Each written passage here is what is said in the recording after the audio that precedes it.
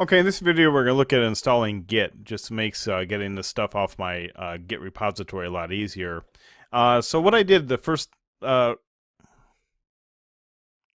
Okay, so what we're going to be doing in this video is installing Git, which will make it a lot easier to get the example files and the job tracker application from my GitHub account. So the first thing you can see up here is I changed from root back to SShaper. So I logged out of root and I logged back in under my SShaper because I don't need to log in as root, and we already talked about how that's really not a good idea.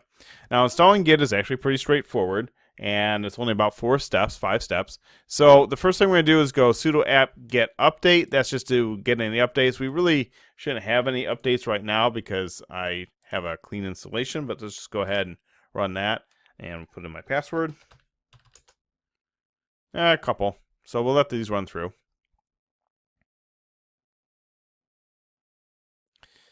Okay, and we'll clear my screen again, and we look at the next command, which is sudo apt get install Git. So it's going to actually install Git itself.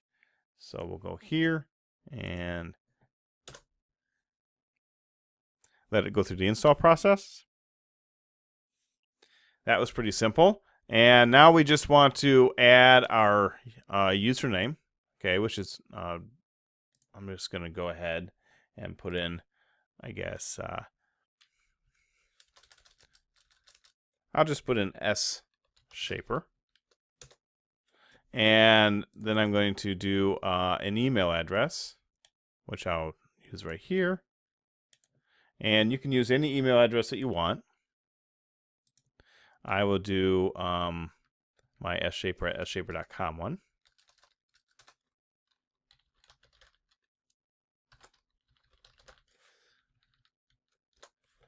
And then the next thing we want to do is just check what the config is on the list here. So we're going to go ahead and copy that.